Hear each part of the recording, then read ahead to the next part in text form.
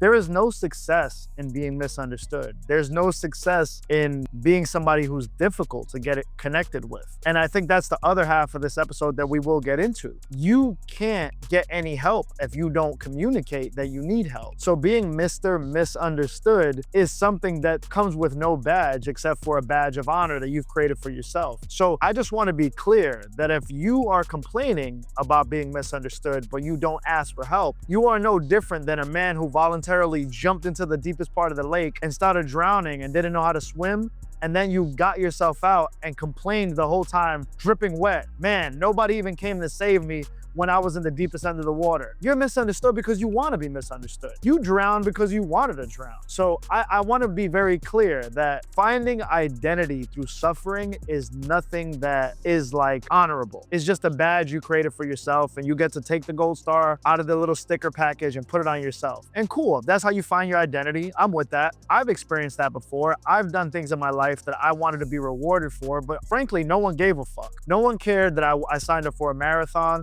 and no one showed up to the marathon when I won it. But it's cool though. There's something that we talk about on this show and we've discussed in past episodes. There's an external scorecard, which is how you want the world to see you and what you want to be acknowledged for. And then there's the internal scorecard. And that's the thing that you have inside. What feels right to you? What is right to you? What is important to you? That is internal. If you're misunderstood, that's because you want the world to validate you for something that you wanted to do yourself.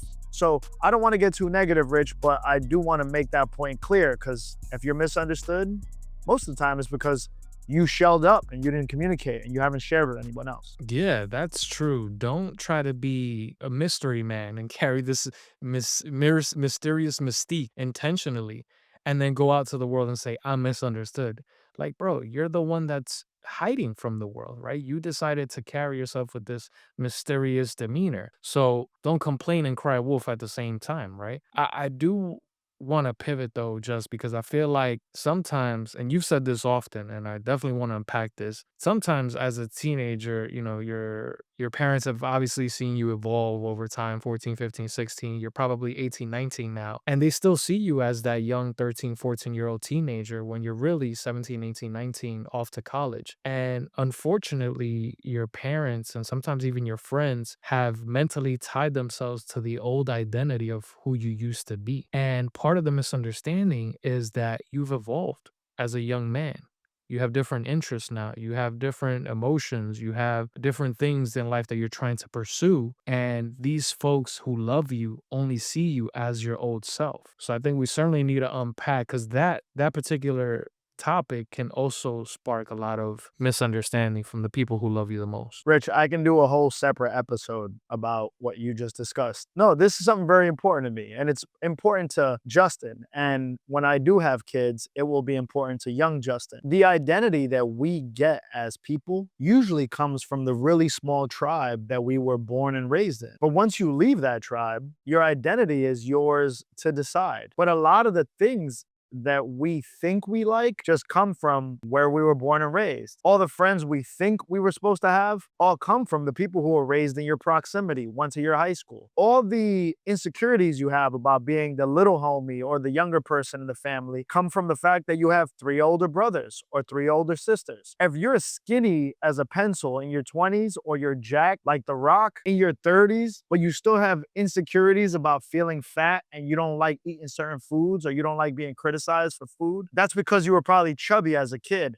A lot of this baggage that we carry into adulthood comes from the personas and the labels that were given to us as young people. And I think a lot of this episode has to do with that, Rich. I'm glad you brought that up. My breaking news update to the young man watching this is that you will eventually be free of all these labels you were given as a young man. It's what you decide to do with those new labels and how you find new friends, find a new flock, find the new group of people that help you figure out who you are. But what you can't do is walk around your whole fucking life with a chip on your shoulder saying, I'm the best because no one understands me. No one cares. The people that were back in the day that judged you was because it was back in the day. You have a clean slate as an adult, clear the cache, hit reset on the computer that is your life, and start fresh. And you create your own journey and remove the chip from your shoulder, because no one's really counting but you. You really think you're the most important in the person in the world, but you're not. The only thing you're important to is yourself. Everybody else got their own lives. They're not thinking about you as much as you think they are. So I agree with that, Rich. These labels that you start creating for yourself as you get older, it's good because you're discovering yourself. And you should double down on that, embrace that for sure. Yeah, and sometimes these labels are brought upon you by your parents or your friends or the people that love you. So I oftentimes think of going off to college, and a year in, I knew that I was a completely different person than I was 12 months ago. So it's okay to go back home and feel a little bit misunderstood, right? You have new interests, you have new beliefs, you have new opinions. So I think when you're sort of changing and evolving as a young man, bro, it's okay to want to re-educate the people who love you of who you are in current present day. This is who I am. This is who I believe. Maybe you switch political parties.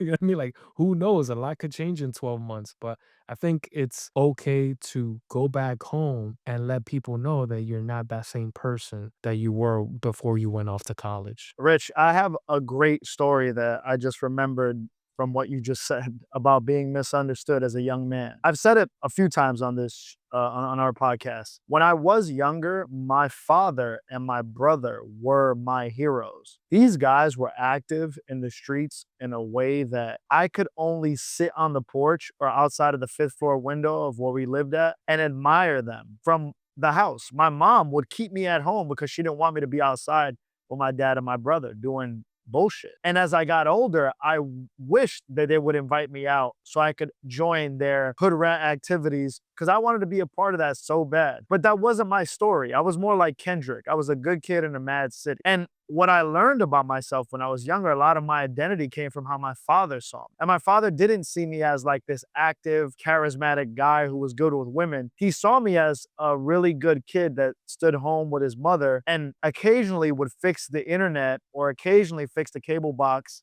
or occasionally fix the remote controller when it broke. So I somehow got this identity, which I wanted nothing to do with. When I was younger, my father's best friend, Chucky, who he was in the trade with, would hang out with him. They would be drinking in the house. And his friend Chucky, for whatever reason, would always call me an internet N-word. Oh, look at this little internet N-word. He would say that I could fix anything on the internet. And I don't know where the fuck that came from. One time, our cable box, we had an illegal cable box and it glitched and it wasn't working. And I knew from having a PlayStation and a Sega Dreamcast that sometimes if you disconnect it and there's a reset button on the back, you could reset. I think most kids knew that had a gaming system. So on this illegal cable box, I reset the back of it and I disconnected it, waited 30 seconds and reconnected. This is before Google and ChatGPT. My father's friend, Chucky, his fucking mind exploded. He was like, yo, this kid is smart as fuck. Yo, Macho, you got an internet N-word here. This kid is gonna be a genius. And every time I saw him after that, no lie, Rich, he would always give me his cell phone and be like, yo, can you fix this for me? Yo, can you add this thing on my phone? Yo, can you put music on my phone? I didn't want this identity that he gave me. But every time I would see my father's friends, they would give me technology. Like I was some sort of fucking internet Best Buy guru, and I hated it. I resented it so much. And I never felt more misunderstood because I wasn't a guy that was into tech, but I was being forced this label. Anyway, long story short, a girl that I had a huge crush on in middle school, she came to a family party with us, and Chucky was there with his son. And Chucky introduced me to his son as the internet guy. And I'm thinking, like, I'm not an internet guy.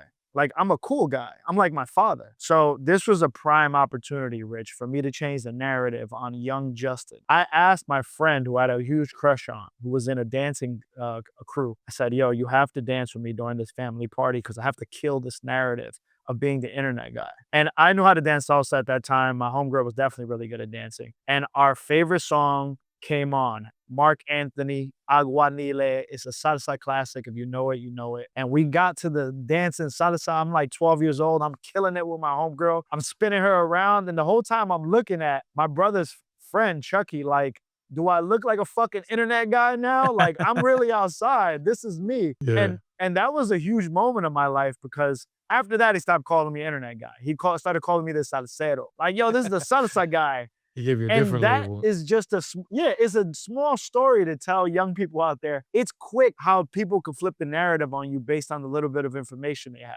I'm not an internet guy now. Like, Yeah, But if yeah. I would have rolled with that narrative and I would have stuck to that and I would have isolated myself and I would have vowed revenge, I would have just had all that pettiness inside of my body and I would have never changed the narrative. Sometimes you got to let your family see who you are now. And I think you had mentioned that, Rich. And I'm sorry for the long story, but it triggered this old memory I had. I used to be the internet guy.